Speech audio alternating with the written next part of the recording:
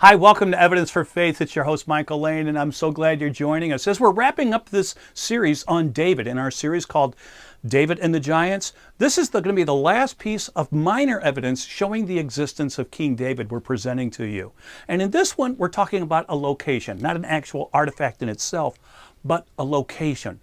And what we're going to do is we're going to talk about a place to the north and the east of the Sea of Galilee that the Bible in the Old Testament refers to as the kingdom of Geshur.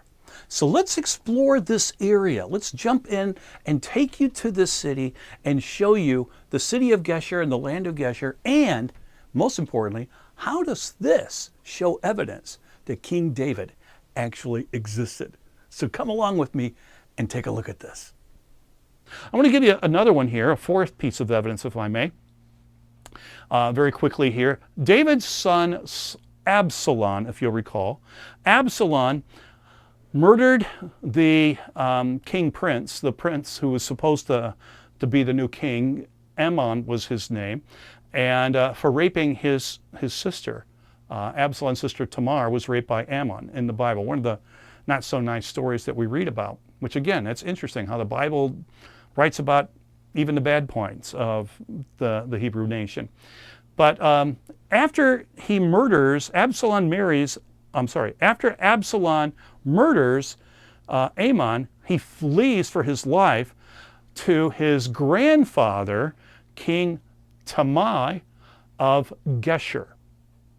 Now, you might think, what's this got to do? What kind of evidence do we have here? Prior to this, David married Princess Maacah, which is recorded in 2 Samuel chapter 3, verse 3. She was from Geshur. So King Tamai was her dad.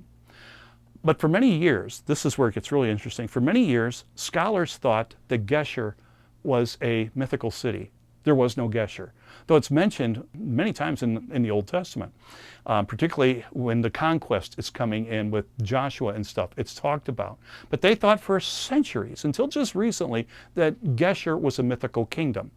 Bible tells us where it's located even, that it was to the east side of the Sea of Galilee, a little bit to the north of the Sea of Galilee and down along the east side of it. That was the kingdom there. And we see this, the Geshurites, the Bible records them in Deuteronomy chapter 3, verses 13 and 14. It talks about that where the Geshurites were living, that the tribe of Manasseh was going to move into that area. In Joshua chapter 12, verses 4 and 5, we read how King Basham, one of the remnant of the Rephaim, who lived in Ashtaroth and at Edrei, ruled over Mount Hermon. That's to the north of even Tel Dan, that's the northern part.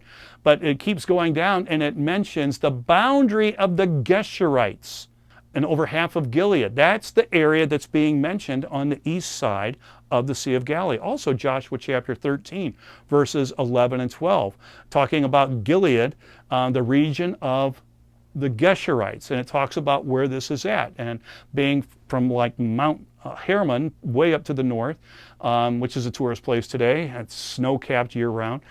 Coming down to Galilee, the Sea of Galilee, and going along the east side. That was the land of Geshur.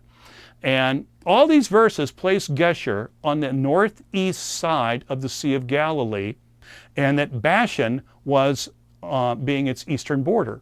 That's what's mentioned in the Bible. Now, we have a map here showing the land of Geshur. And you can see this land up in this area here to the north, starting at the north of the Sea of Galilee and coming down along the east coast of where today we have the Sea of Galilee. And we have this area here. This was the kingdom of Geshur. So when Absalom fled, this is where he went. He went back home to his grandfather's house, his mother's dad, and he fled there to live, and that's where he stayed for a number of years. Now, how does this fit? Well, several years ago, a very dear friend of mine, Dr. Stephen Notley, he's a very famous Bible scholar, New Testament scholar, and he is in the news frequently because he believes he has found the city of Bethsaida, the true city of Bethsaida.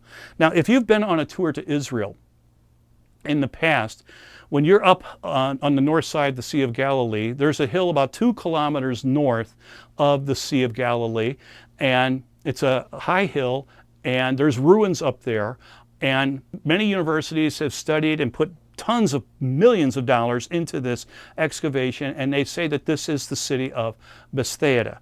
That's the city where Philip, Andrew, and Peter were from. Later on, a church was built there later in the 1st century, and then during the Byzantine era, there was a massive church that was built there also. The thing is, none of that fits at Tel, that area up on top of that hill.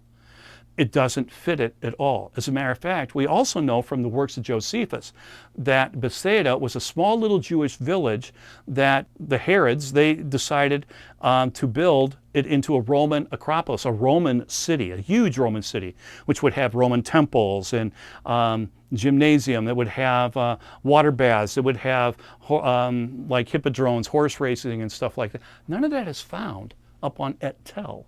Even though if you go to Israel, you'll see signs saying this is Bethsaida. There is nothing there showing that this was Roman. It was a Roman city, and a large Roman city. Dr. Notley and some others have believed that the city of Bethsaida, because it was a fishing village, 2 kilometers, that's pretty far to carry your boat, was closer to the sea and was actually at the shore of the Sea of Galilee. For the last 6 years or so, he's been excavating there with a number of others, and they have found all sorts of Roman remains and even some Jewish remains in this area, dating back to the time of the apostles. So this fits more with the time frame. It also fits very well with the archaeological evidence. This is definitely Roman that they're seeing a lot of. We believe, and I do strongly believe and agree with Dr. Notley, this does seem to be the true city of Bethsaida. Well, if that's the true city of Bethsaida, what was Et Tel, 2 kilometers north of the Sea of Galilee, way up there where I said there's no Roman ruins? Well, there are ruins there. I'm showing here a picture of the gateway as you walk into this city. And there are ruins, but they're all Iron Age sites. All the ruins that you see here, all the remains, are from the Iron Age.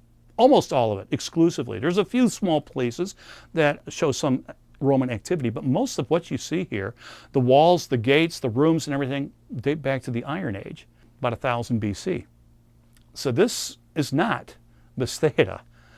Dr. Notley presented this to me, and I totally agree that this, he believes, is the kingdom of Geshur and the capital of the Geshurites. And this would be where it is. Now, one thing to help add with that, as I was studying this, is you walk into the city, when they were excavating this, they found this idol at the gateway.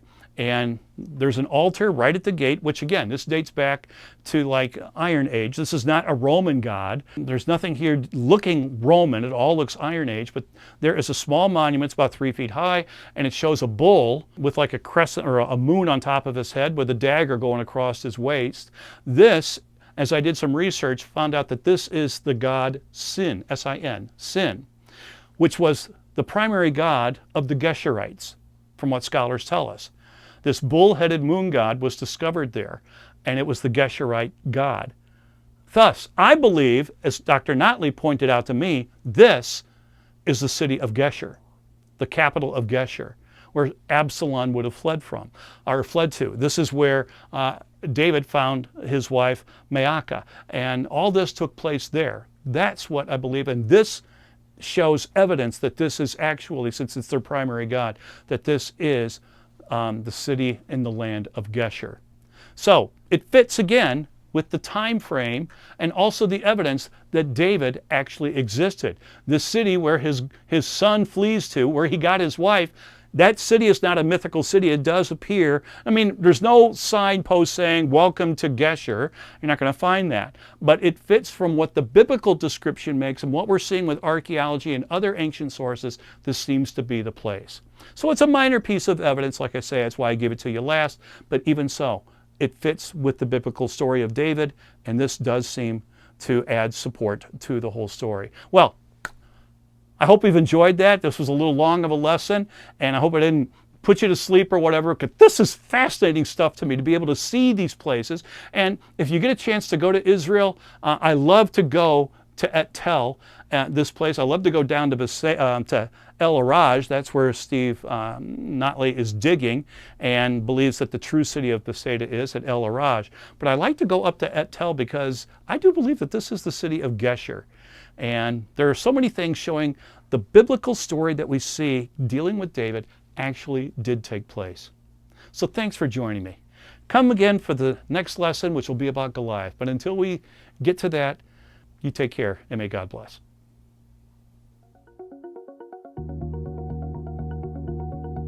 Support the show. Become a donor at evidenceforfaith.org/give.